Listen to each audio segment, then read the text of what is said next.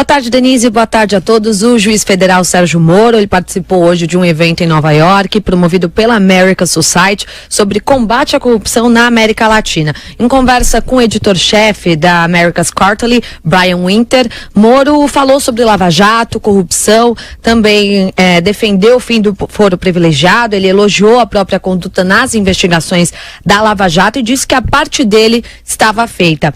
Moro não citou nomes, mas disse que algumas pessoas no Brasil ainda têm ilusões sobre ídolos e afirmou que é hora de verem a verdade. O Moro defendeu reformas para combater a corrupção e também declarou que uma investigação judicial não é suficiente para limpar o cenário político, mas disse que tudo isso depende de um governo amigável. Vamos ouvir. Judicial process, maybe it's not enough to overcome widespread corruption. You need more general reforms from the government, and when you have government not so friendly, things tend to be more difficult. Bom, durante a parte de debates com outras autoridades latino-americanas, o juiz também foi questionado se o judiciário deve entrar na política para combater a corrupção. Vamos ouvir a resposta de Sérgio Moro.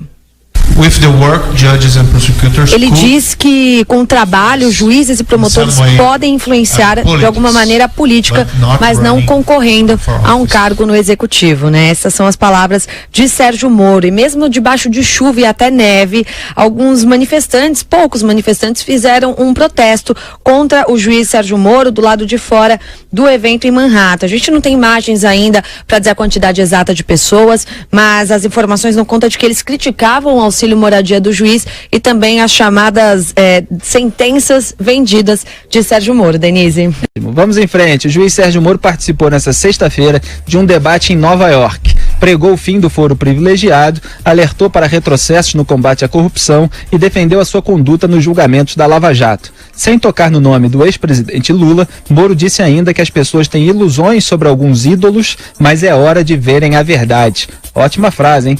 Segundo ele, se você for ao processo, vai ver que ninguém está sendo investigado ou julgado por causa de sua opinião política, mas por causa de lavagem de dinheiro, propina, atos criminosos. Moro falou ainda em um novo espírito de combate à corrupção que toma os tribunais brasileiros no rastro da Lava Jato. Ao citá-la, o juiz a comparou à Operação Mãos Limpas na Itália e ao julgamento do escândalo de Watergate nos Estados Unidos. Essa é aquela viagem a Nova York que o Lula citou como prova do conluio do Sérgio Moro com os Estados Unidos para persegui-lo judicialmente. E aí, José Maria Trindade, o Moro está dando a sua palestra naquele tom genérico que ele sempre dá e fazendo as devidas colocações de que as investigações da Lava Jato se baseiam em crimes, não na opinião política ou não no governo de cada um. Registros que ele fez, inclusive, quando interrogou o Lula e o Lula ficou lá assim, fingindo que acatava, mas sem passar recibo. Olha, Felipe, eu queria destacar um ponto muito importante aí. Antigamente, o Supremo Tribunal Federal sabia que quando julgava, que definia um tipo de ação, um norte para todo o país. Isso acabava se repercutindo lá nos estados, nos municípios, né, os juízes, os desembargadores e tal. E eu entendia que a justiça brasileira estava numa espécie ali de dormência, porque desistida, não vou condenar esses poderosos, porque lá na frente, no Supremo, eles acabam se livrando e eu fico com carão.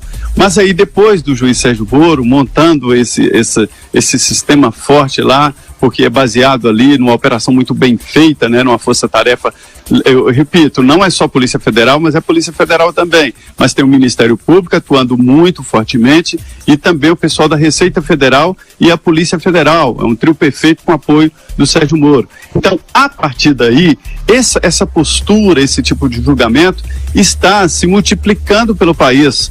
Exemplo do que aconteceu no Rio de Janeiro. Em épocas anteriores, não haveria um juiz como o Bretas, assim, para encarar um governador. Não, olha só, ele estava no poder, porque apesar de ex-governador, tinha um pesão ali como seu representante, né? É isso. Agora, que negócio interessante, né?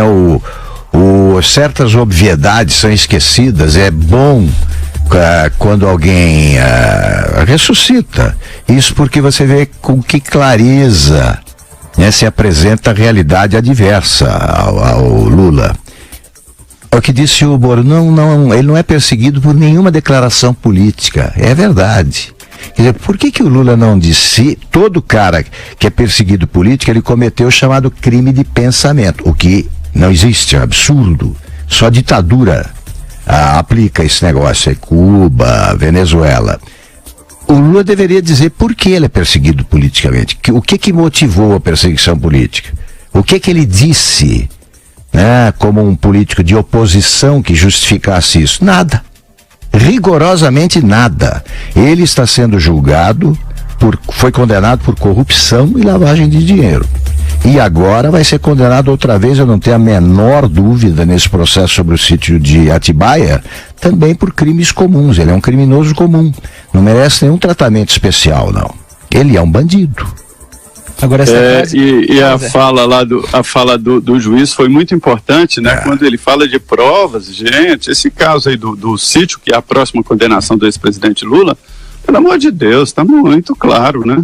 E essa frase do Moro achei ótima, hein, Augusto? As pessoas têm ilusões sobre alguns ídolos, mas é hora de verem a verdade. Claro. No Brasil, o sujeito defende a mesma bandeira. Claro. A pessoa já fica absolutamente crente naquela pessoa, só porque ela defende, o Lula defende a distribuição de renda. Aí o cara tem lá um pensamento de esquerda, ou é beneficiado com aquilo. Oh, meu Deus, ele é um ídolo, e ele não pode ter nenhum mau comportamento, não pode cometer crimes e tal, e a pessoa fecha os olhos para a realidade. E isso é assim, tanto na esquerda quanto na direita. Sim. Tem direitista que levanta a mesma bandeira e tal, e pronto, e as pessoas acham que é o máximo. Olha, é preciso analisar comportamento. Não pode ser o único critério de avaliação de outras pessoas, não pode ser erguer a mesma bandeira política. O mundo é muito mais complexo que isso, a personalidade humana é muito mais complexa, o comportamento precisa ser analisado, e há questões, afetações psicopatológicas que precisam ser verificadas pelas pessoas, porque elas são muitas vezes evidentes. De pleno acordo,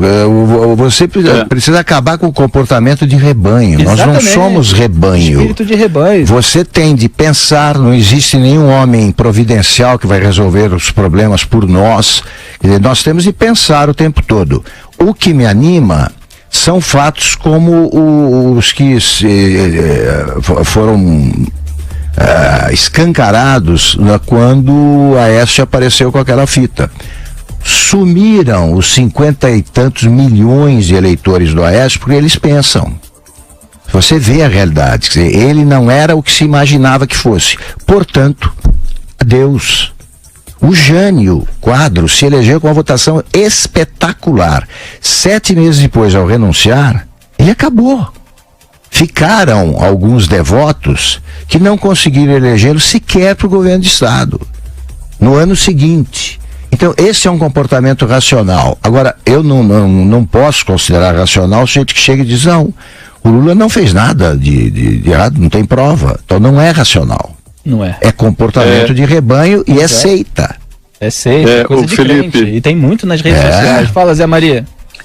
Eu queria apoiar integralmente o que você disse aí, com base na frase lá muito boa do juiz Sérgio Moro, para dar o meu testemunho, né? Eu vejo todos os dias isso aqui, chegarem ídolos e a gente vê de perto, dizem que de perto ninguém é normal e de longe também não. Olha, eu vejo ídolos chegarem aqui com essa fama, a gente conversa 5 minutos com eles e a gente vê que não é nada, é apenas um trabalho de marketing, né? E ao mesmo tempo outra mudança que eu estou também cansado de ver. Deputados que ficam ali às vezes até baixo clero, a gente conversa e vê a deficiência dele e de repente um presidente vem e o nomeia como ministro. Aí ele se transforma em um ídolo até do Congresso Nacional, que também é massa de manobra. Não pensem que os deputados e senadores aqui não são manobrados, não, porque são 513 deputados, mas 60, sendo muito benevolente, 80 deputados é que tocam aquela casa. O resto aperta botão. Então, assim, existem os ídolos que não valem nada, e existem os que não valem nada e que de repente viram ídolos. Olha, eles são hoje nada e amanhã são nomeados para um cargo importante e voltam. Isso é antropológico, voltam, até o cabelo muda, a roupa muda, a postura, o peito estufado. É como numa comunidade chimpanzé, onde o líder ali tem o peito estufado, sabe? Mas muda completamente. Como pode? A gente tem que acreditar que são humanos. Humanos é o que somos, né? Eu conheci o Fernando Collor quando ele ainda era prefeito de Maceió. E ele era uma pessoa assim, eu conversava bem com ele, temos a mesma idade, e conversava normalmente com ele, era um cara até um pouco tímido, quando acompanhava os políticos mais importantes que ele, como governador, por exemplo. Quando ele assumiu a presidência, e eu demorei, eu estava sem vê-lo há alguns meses. Eu fiquei bobo, porque ele tinha mudado o cabelo.